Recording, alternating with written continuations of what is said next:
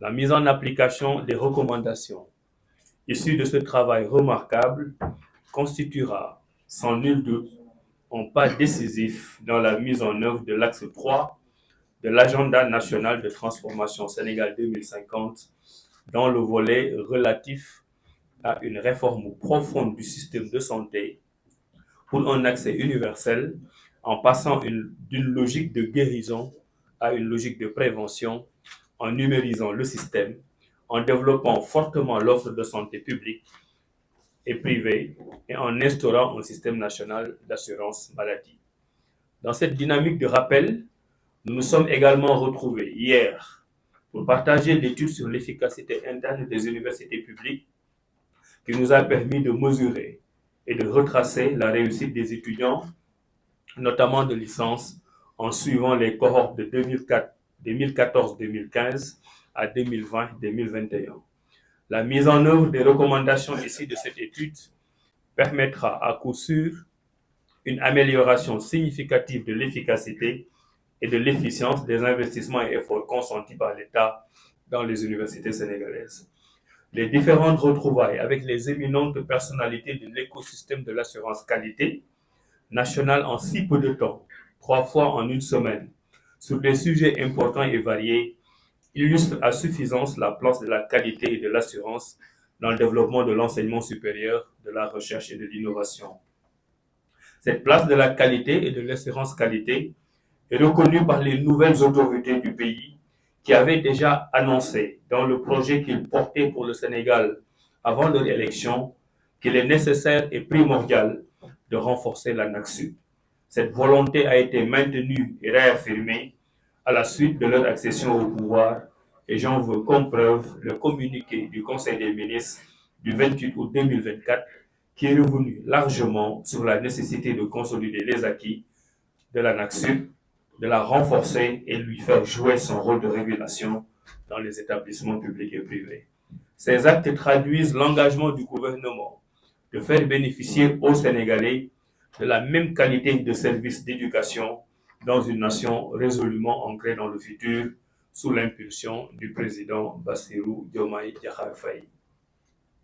Les nouvelles autorités ont mis un accent particulier sur l'enseignement supérieur qui est considéré comme un puissant levier de transformation qualitative de la société, au sens qu'il est un outil de création de richesses et d'emplois pour les jeunes, et aussi de souveraineté par la maîtrise de la connaissance, des savoirs et de l'innovation dans un contexte d'économie du savoir.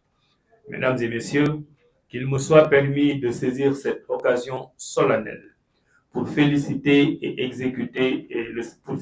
encourager le secrétaire exécutif de l'ANAQ-Sud, M. Lamine Gueye, son personnel et les membres des organes de gouvernance, le conseil d'administration et le conseil scientifique, les experts externes académiques et professionnels, les établissements d'enseignement supérieur publics et privés et tous les partenaires pour les résultats obtenus.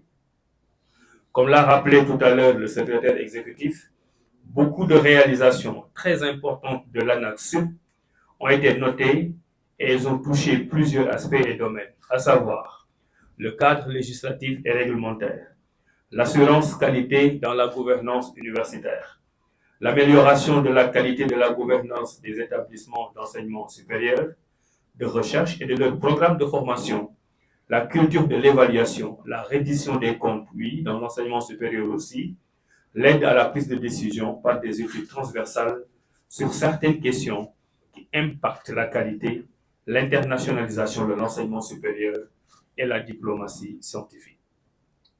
Le leadership national et international de l'ANAQ n'est plus à démontrer, comme en témoigne votre rôle dans l'enseignement supérieur.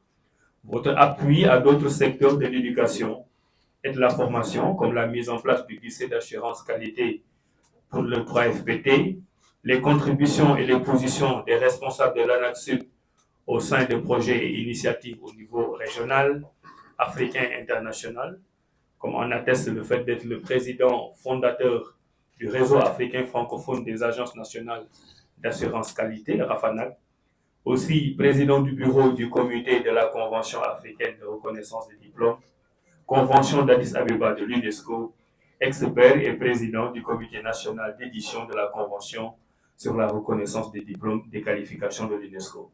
Eh bien, bravo Lamine pour tout ce travail exceptionnel. Par ailleurs, en vue d'améliorer l'efficacité dans la planification et d'accroître la performance dans les différentes phases de gestion budgétaire, de la préparation à l'exécution, au suivi jusqu'au contrôle budgétaire, l'ANAQ a adopté les principes généraux d'une gestion orientée vers la performance en passant du budget moyen au budget programme depuis le 1er janvier 2020. À cet effet, le plan stratégique de développement et le contrat de performance constituent la feuille de route de l'autorité pour réaliser sa vision à moyen ou long terme à travers les mécanismes de gestion axés sur les résultats.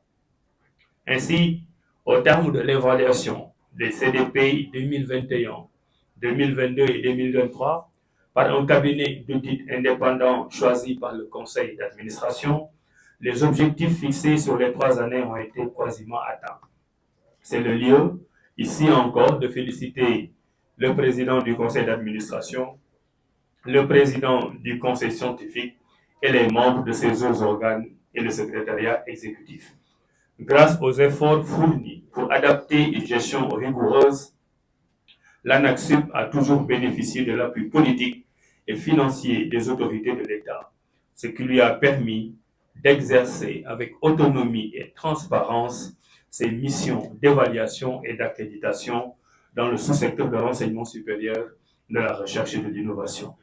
Malgré ces importantes avancées dans l'amélioration de la quantité et l'implémentation de l'assurance qualité, des défis importants existent encore et des actions doivent être entreprises. Je vais en citer quelques-unes. Comme souligné par les textes législatifs et réglementaires relatifs aux universités et autres établissements d'enseignement supérieur, l'assurance qualité est institutionnalisée et de ce point de vue, les cellules internes d'assurance qualité doivent être renforcées en créant notamment des lignes budgétaires qui leur seront dédiées. Tous les établissements d'enseignement supérieur, notamment les universités, doivent respecter la réglementation en soumettant l'ensemble de leurs programmes de formation à l'accréditation qui est un critère de reconnaissance des diplômes. Les textes régissant l'écosystème de l'enseignement supérieur et de la recherche doivent être revus, mis à jour et harmonisés. Aussi, les recommandations adressées aux universités doivent être mises en œuvre et pour certaines avec le concours du FEI. Aussi, l'harmonisation des programmes doit être réalisée pour favoriser la mutualisation des ressources humaines et la mobilité des étudiants. Enfin, le renforcement des capacités de l'ANAQ pour lui permettre d'augmenter ses capacités d'évaluation des institutions et des programmes. Comme l'avait demandé son Excellence le Président Bassirou Diomaye Diakhar Faye lors du Conseil des ministres du 28 août 2024, je m'engage à renforcer l'ANAQ et le dispositif national d'assurance qualité pour relever les défis importants qui se posent, dont la résolution fera avancer d'un bond important la qualité de l'enseignement supérieur et de la recherche. Les services du MESRI travailleront étroitement avec l'ANAQ pour la matérialisation des engagements pris par les autorités en faveur de son développement et de la réalisation des objectifs qui lui sont assignés. Pour terminer, je dois dire que sur les 3 ateliers que nous avons eus cette semaine, nous avons une masse critique d'informations extrêmement importante qui nous permettra, dans les prochaines semaines, de pouvoir démarrer sereinement l'agenda national de transformation de l'enseignement supérieur, de la recherche et de l'innovation, qui a pour vocation de s'adosser à l'agenda 2050 du président de la République. Donc nous avons de la matière et nous invitons toute la communauté universitaire et extra-universitaire à s'associer à nous pour que cet agenda qui va travailler à des réformes structurantes profondes dans le domaine de l'enseignement supérieur puisse se dérouler dans la sérénité et aboutir à des résultats probants.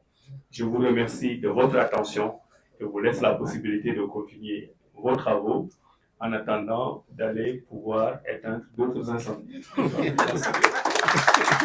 Professeur Lamine Gueye, secrétaire exécutif de l'ANAQ-Sup. Nous venons de procéder à la remise des rapports d'activité de l'ANAQ-Sup à Monsieur le ministre de l'Enseignement supérieur, de la Recherche et de l'Innovation. C'est une activité statutaire réglementée de l'ANAQ-Sup. Chaque année, l'ANAQ doit rédiger un rapport d'activité, le remettre à Monsieur le ministre de l'Enseignement supérieur, de la Recherche et de l'Innovation. Et surtout, c'est important aussi rendre public ce rapport d'activité qui comporte des résultats qui intéressent non seulement les autorités publiques, mais aussi la population, parce que les familles d'étudiants sont intéressées par les résultats des activités de l'ANAQ-Sup. Nous avons regroupé cette fois-ci 4 rapports d'activité 2020, 2021, 2022, 2023, dû à un contexte particulier, d'abord la Covid, puis des perturbations politiques qui ont empêché que cette cérémonie se tienne. Donc cette fois-ci, on a eu l'opportunité, avec l'autorisation du ministre de l'Enseignement supérieur, de pouvoir rassembler ces rapports et les lui remettre. Ces rapports comportent différents types de résultats. D'abord, les résultats du cœur de métier de l'ANAQ-Sup. Vous savez que l'ANAQ-Sup est l'autorité de régulation et d'évaluation de la qualité dans l'enseignement supérieur, et nous procédons par d'abord des évaluations des institutions et des programmes afin de pouvoir témoigner de la qualité dans les institutions, mais aussi concernant les programmes de formation. Et ces évaluations sont soumises, les résultats sont soumis au conseil scientifique de l'ANAQ-Sup qui donne un avis scientifique, un avis technique sur la qualité contenue dans ces évaluations. C'est soit favorable, soit défavorable. Pour ces 4 ans qui viennent de s'écouler, 75 établissements d'enseignement supérieur ont été évalués sur le plan institutionnel, c'est-à-dire leur mode de fonctionnement, la gouvernance, le mode de financement, mais aussi la qualité des ressources humaines et des infrastructures. Et à l'issue de ces évaluations, on a eu un taux d'avis favorable de 77%, tous les établissements compris, publics comme privés. Il faut signaler qu'une bonne partie des universités publiques ont été soumises à ces évaluations justement pendant cette période. Concernant les programmes, nous avons évalué presque 280 programmes, exactement 279 programmes de formation, aussi bien dans les structures publiques que privées. Là, le taux d'avis favorable pour l'accréditation de ces programmes est de 78%. Il est important de souligner que la réglementation au Sénégal a évolué. Maintenant, pour qu'un diplôme soit reconnu dans notre pays, qu'il soit issu d'un établissement d'enseignement supérieur public ou privé, il n'y a que 2 critères. L'établissement qui l'a délivré doit être habilité par le ministère de l'Enseignement supérieur, de la Recherche et de l'Innovation après évaluation de l'ANAQ-Sup et un avis favorable donné par le conseil scientifique. Le deuxième critère de reconnaissance du diplôme, c'est que ce diplôme doit être évalué par l'ANAQ-Sup et accrédité par l'ANAQ-Sup. C'est cela qui donne la portée à l'assurance qualité par les évaluations. Et ça, l'ensemble des Sénégalais doivent en être au courant afin de savoir quelles sont les formations, quelles sont les institutions pour lesquelles la qualité a été prouvée parce que évaluée par l'ANAQ-Sup et qu'il y ait eu un avis favorable. Parallèlement à ces évaluations d'institutions et de programmes, après 10 ans de fonctionnement, l'ANAQ-Sup s'est interrogé sur certaines questions importantes dans l'enseignement supérieur, et notamment l'harmonisation des programmes. Les établissements se multiplient, les formations se multiplient, mais nous devons viser la même qualité. C'est pourquoi nous avons commencé à évaluer l'harmonisation de ces programmes et accompagner les établissements à aller de manière harmonieuse concernant leur curricula, concernant leur démarche pédagogique, concernant le profil des diplômés. Nous avons commencé par les sciences de gestion, nous continuons actuellement dans les autres disciplines. L'ANAQ-Sup a évalué aussi l'efficacité interne dans les universités publiques. Ce travail, nous l'avons commencé en 2022. Il est abouti maintenant et nous avons commencé le partage avec d'une part les universités, d'autre part avec le ministère, et ce rapport aussi sera rendu public. L'ANAQ-Sup participe aussi à l'accompagnement des établissements parce qu'il est important d'être disponible pour que les établissements sachent quels sont les critères qui sont utilisés par l'ANAQ-Sup pour les évaluations. Et nous avons des référentiels qu'il faut maîtriser pour pouvoir y répondre afin de réussir l'évaluation. Nous avons révisé l'ensemble de nos référentiels pendant ces dernières années et partagé avec les établissements. Nous les accompagnons aussi pour la qualité dans les établissements. Nous ne débarquons pas dans un établissement pour dire on évalue aujourd'hui. Nous les accompagnons à avoir des cellules internes d'assurance qualité qui interfèrent avec l'ANAQ-Sup pour préparer ces évaluations. Sur le plan international, l'ANAQ-Sup contribue aussi au développement de l'assurance qualité en Afrique, particulièrement en Afrique francophone, parce que le Sénégal fait partie des premiers pays d'Afrique francophone à avoir eu une autorité nationale d'assurance qualité. Ce qui fait que nous avons beaucoup de travail d'accompagnement des pays voisins, des pays frères du Sénégal pour mettre en place aussi leurs procédures d'assurance qualité et aller vers les mêmes procédures de reconnaissance des diplômes. C'est cela qui facilite la mobilité de nos diplômés dans la sous-région, voire même dans le monde. Pour favoriser aussi cette reconnaissance des diplômes du Sénégal, mais aussi reconnaître les autres diplômes qui arrivent au Sénégal, l'ANAQ-Sup a accompagné les autorités pour ratifier la convention régionale dite convention d'Addis, qui a accès à la reconnaissance des diplômes dans l'enseignement supérieur en Afrique, mais aussi le Sénégal vient de ratifier la convention mondiale qui permet la reconnaissance des diplômes partout à travers le monde. Voilà donc principalement les principales réalisations que nous avons présentées dans ces rapports remis à l'instant au ministre de l'Enseignement supérieur. Tous ces rapports seront mis en ligne dans le site de l'ANAQ-Sup. Ils sont déjà disponibles sur ce tableau qui comporte ce QR code. maa ngi leen di sant di leen gërëm man la